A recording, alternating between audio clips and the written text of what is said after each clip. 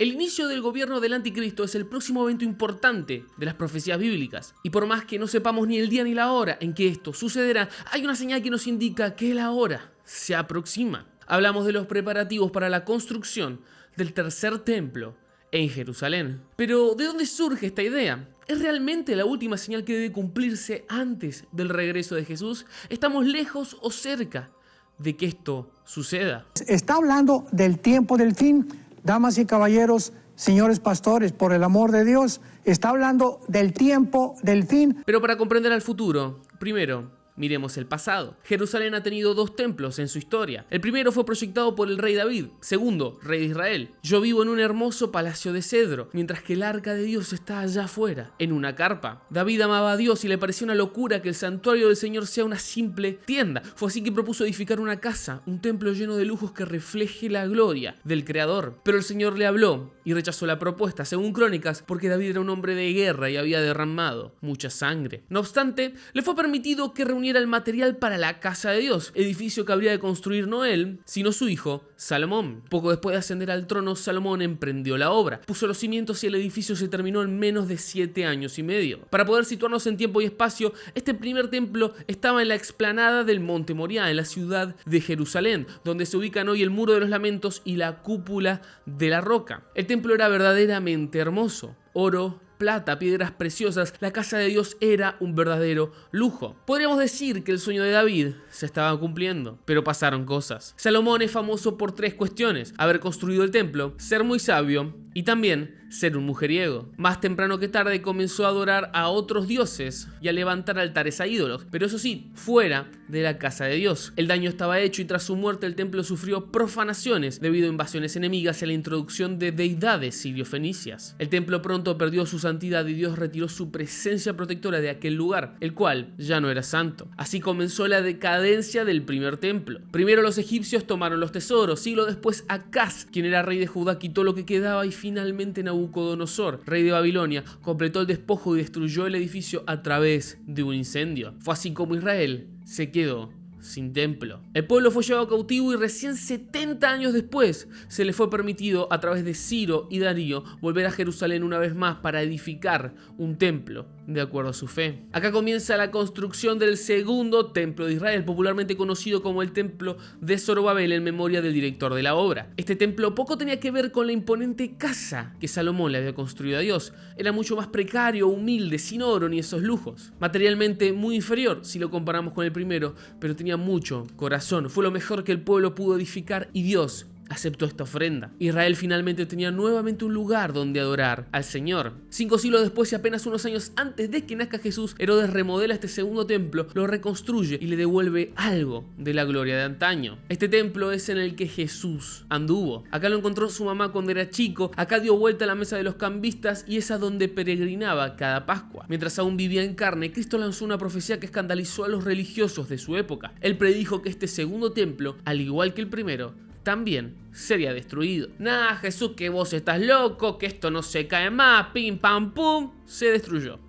Lo destruyeron. En el año 70 después de Cristo el templo fue consumido por el fuego cuando los romanos, bajo el mando de Tito, capturaron Jerusalén. Lo único que quedó en pie fue una pared, un muro. El resto, puras cenizas. Y así una vez más, Israel se quedó sin lugar donde adorar a Dios, situación que continúa hasta el presente. Pero al igual que el rey David en su tiempo, hoy en día millones de judíos sueñan con volver a construirle una casa al Señor y poder levantar así el tercer templo. Llegamos por fin a este actor central en las profecías del fin del mundo, el famoso tercer templo de Israel. Para no hacerla larga, muchos eruditos afirman que si no hay templo en Jerusalén, entonces no hay segunda venida, no hay apocalipsis. ¿Pero en qué se basan para afirmar estas cosas? Bueno, en varias profecías bíblicas, de las cuales nosotros mencionaremos 3. La primera está en el libro de Daniel. El profeta menciona al hablar de los tiempos finales que los sacrificios cesarán, llegarán a su fin. Estos sacrificios son los que se hacían en el templo, por lo que muchos concluyen que las profecías que relata este libro solo pueden ser cumplidas cuando haya un tercer templo levantado, cuando haya sacrificios sucediendo para que puedan ser interrumpidos. La segunda referencia está en Mateo 24. Jesús habló que antes de su regreso habría una abominación desoladora que sucedería en el lugar santo. Muchos creen que la frase lugar santo refiere puntualmente a un templo en Jerusalén, por lo que sería un indicio más de que se va a volver a construir. La tercera y última nos la da el apóstol Pablo.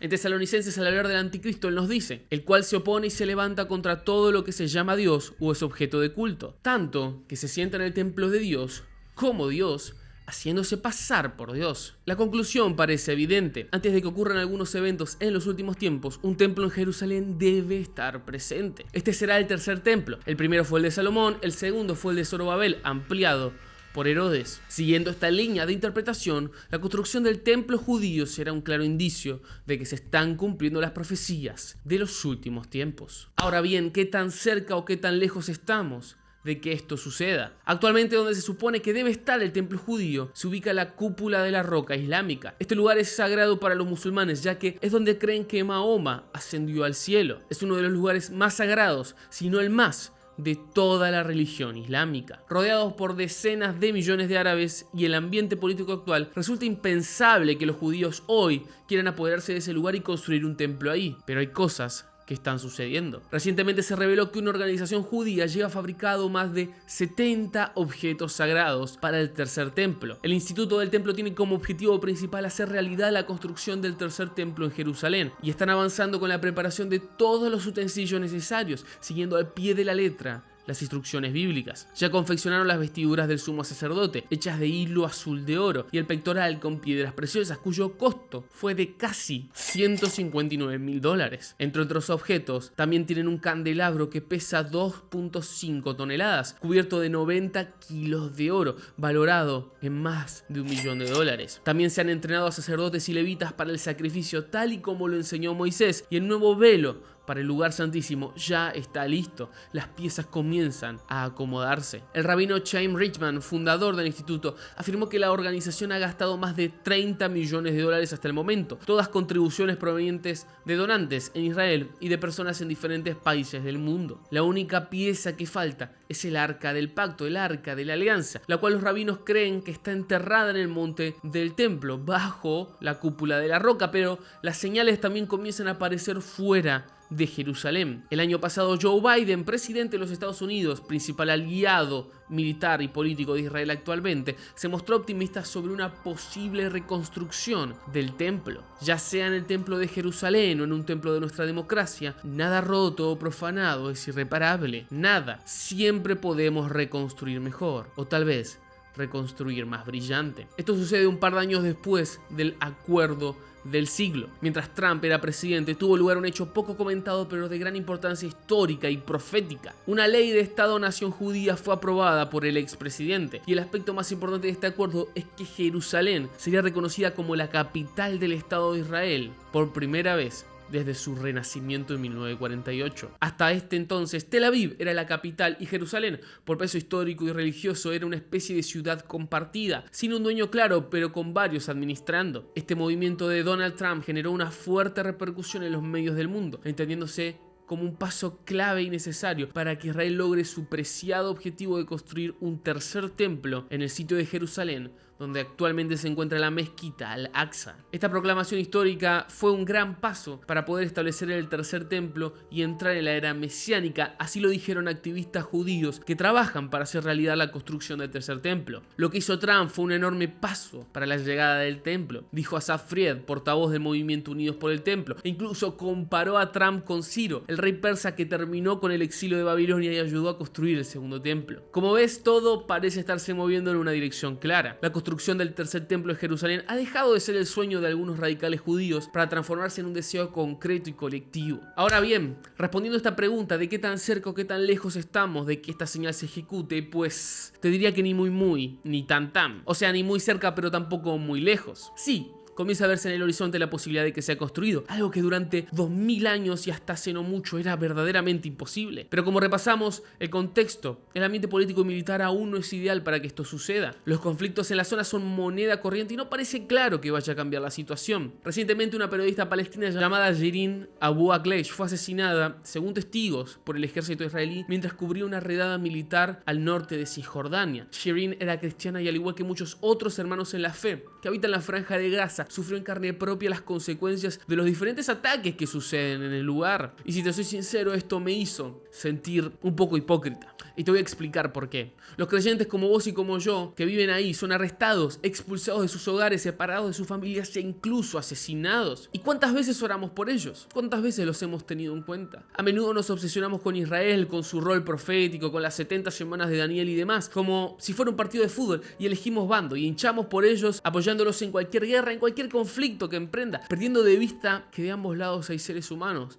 personas como vos y como yo que Dios ama, por las que Jesús dio su vida. Creyentes o ateos experimentan mucho el dolor de encontrarse en medio de un conflicto que no eligieron. Los árabes no son malos y los judíos buenos, o viceversa. La cosa no es tan simple. Pensar de esta forma solo deshumaniza al otro, anestesia nuestro corazón y no nos permite llorar con los que lloran. Tanto los israelitas reclamando su antiguo territorio como los árabes que la habitan desde hace siglos tienen razones válidas para reclamar y luchar. Y si no oramos por la paz y por el alma de todos los involucrados, mejor llamémonos al silencio. O al menos eso creo yo. Chao.